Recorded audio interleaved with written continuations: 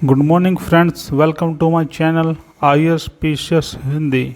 UP PCS prelims 2024 के लिए हमने जो सीरीज स्टार्ट कर रखी है उसमें आज का लेक्चर इंडियन ज्योग्राफी से संबंधित होने वाला है, जिसमें भारत के सभी प्रमुख बंदरगाह देखेंगे। दोस्तों, ये टॉपिक ऐसा है जहाँ से प्रत्येक वर्ष आपको क्वेश्चन देखने को मिलते हैं। तो दोस्तों, वैसे तो भारत में जो बड़े बंदरगाह हैं ये लगभग 12 है और जो छोटे बंदरगाह हैं ये लगभग 200 हैं।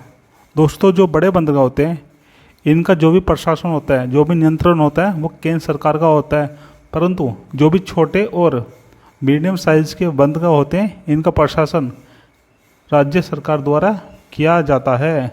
चलिए सबसे पहले बात करते हैं हम कांडला बंदरगाह का, जो दोस्तों आपके गुजरात में है। इसका जो नया नाम है, तो दोस्तों इसका नया नाम है दीनदयाल उपाध्याय, और ये जो है गुजरात की कच्छ की खाड़ी में स्थित है। दोस्तों, ये एक ज्वारीय बंदरगाह है और ऐसा कहा जाता है जो आपका सेज होता है स्पेशल इकोनॉमिक जोन, इसके अंतर्गत आने वाला यह एशिया का पहला बंदरगाह था। तो दोस्तों, ये क्वेश्चन आपसे पूछा जा सकता है कि जो सेज के अंतर्गत आया था वह कौन सा बंदरगाह था एशिया का। तो दोस्तों, ये था आपका कांडला। चलिए बात करते हैं हम मुंबई बंदरगाह की। तो दोस्तों, यह एक प्राकृतिक पोर्ट है और ऐसा कहा जाता है कि जितनी भी समुद्रिक यातायात है इस पर सबसे अधिक होती है। यह देश का सबसे बड़ा बंदरगाह है जो आपके महाराष्ट्र में स्थित है। चलिए अब बात करते हैं अगले बंदरगाह की, जिसका नाम है नहावा सेवा, जो आपके महाराष्ट्र में स्थित है। और दोस्तों, इसका जो दूसरा नाम है यह है आपका जवाहरलाल नेहरू बंदरगाह। यह भारत का सबसे बड़ा कृत्रिम बंदरगाह है और ऐसा कहा जाता है कि ये आधुनिक बंदरगाह है, ये आधुनिकृत, ये मॉडर्न पोर्ट है एक तरीके का, जो सबसे बड़ा है। मरमू गोवा, जो आपके गोवा में स्थित है। दोस्तों, ये ज्वारी नदी पर स्थित है। ये गोवा की बहुत ही ज़्यादा महत्वपूर्ण रिवर है, जो दोस्तों क्या करती है, एस्चुरी बनाती है। इसलिए क्या होता है, जो पश्चिमी घाट की नदी है वो सब एस्चुरी बनाती है, इसलिए ये एक एस्चुरी द्वारा निर्मित प्राकृतिक बंदरगाह है। सबसे बड़ा निर्यात आधारित बंदरगाह है। अगर आपसे पूछा जाए कि भारत का सबसे बड़ा निर्यात आधारित बंदरगाह कौन सा है, तो दोस्तों ये आपका जो गोवा में स्थित है, जिसका नाम है मरमू गोवा। अगले बंदरगाह की बात करते हैं जो आपका है न्यू मैंगलोर, जो आपके कर्नाटक में स्थित है। और ये फेमस आपके आयरन ओर के निर्यात के लिए, क्योंकि जो हमारा कुंद्रेमुख क्षेत्र है यहाँ पे आयरन ओर अत्यधिक मात्रा में होता है, इसलिए यहाँ से आयरन ओर को निर्यात किया जाता है, एक्सपोर्ट किया जाता है। आकार की दृष्टि से तो ये छोटा आपका बंदरगाह है। चलिए अब बात करते हैं अगले पोर्ट की, जिसको आप कोच्चि या कोचीन पोर्ट के नाम से जानते हैं, जो आपके केरल में स्थित है। और ये एक तरीके का प्राकृतिक बंदरगाह है जो आपके वेमनाड झील पर स्थित है। तो दोस्तों, किस पे स्थित है ये? वेमनाड झील पर स्थित है। ये वही झील है जिसके अंतर्गत प्रत्येक वर्ष क्या होता है, जो हमारी नाव होती है, जो नौका होती है, उसका कंपटीशन होता है। दोस्तों, इस बंदरगाह को, इस कोचीन को हम अरब सागर की रानी के नाम से भी जानते हैं। चलिए यहाँ पे एक नोट देखते हैं। 2016 में इनायम, जो तमिलनाडु में एक बड़ा पोर्ट की अनुमति का प्रस्ताव केंद्र सरकार को भेजा गया था, जिसकी अभी तक अनुमति नहीं दी गई है। चलिए अब बात करते हैं अगले पोर्ट की, जिसका नाम है तूतीकोरिन, जो आपके तमिलनाडु में स्थित है। और इसका नया नाम है BO चिदम्बरनार।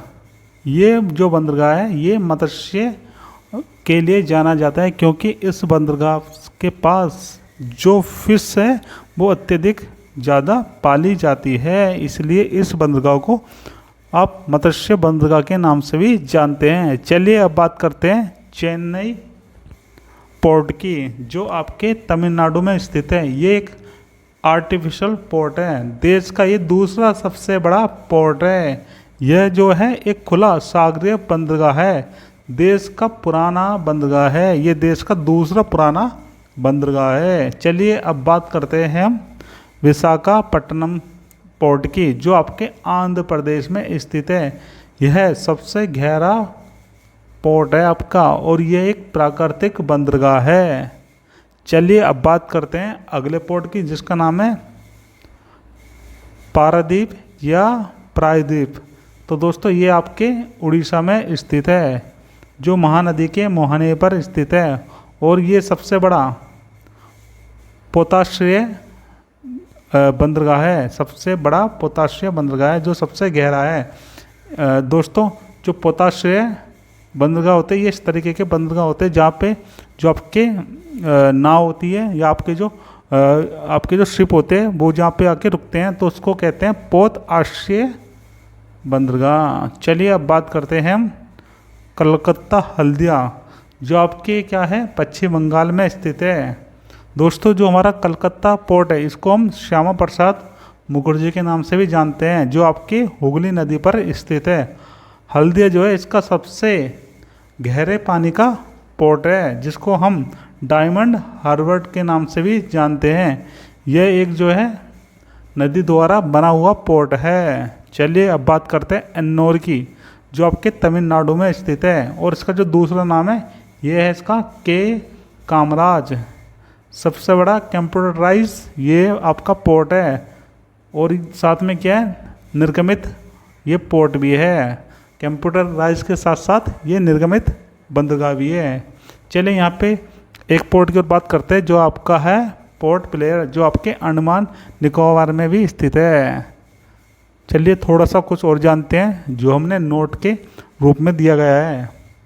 जो हमारे पोर्ट होते हैं, जो हमारे बंदरगाह होते हैं, इनका जो मैनेजमेंट है तो दोस्तों ये करता है पोर्ट ट्रस्ट ऑफ इंडिया द्वारा किया जाता है।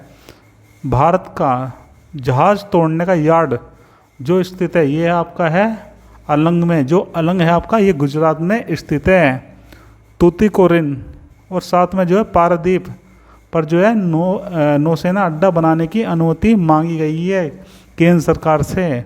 और इससे पहले जो है हमारा एकमात्र जहाँ पे नौसेना अड्डा है ये आपका विशाखापट्टनम पोर्ट। तो दोस्तों इसी के साथ जितने भी हमारे इम्पोर्टेंट पोर्ट थे, जितने भी हमारे इम्पोर्टेंट बंदरगाह थे वो सब हमने कंप्लीट कर लिए हैं। दोस्तों अगर आपको हमारी वीडियो अच्छी लगी हो तो प्लीज़ चैनल को सब्सक्राइब कर लीजिएगा। धन्यवाद।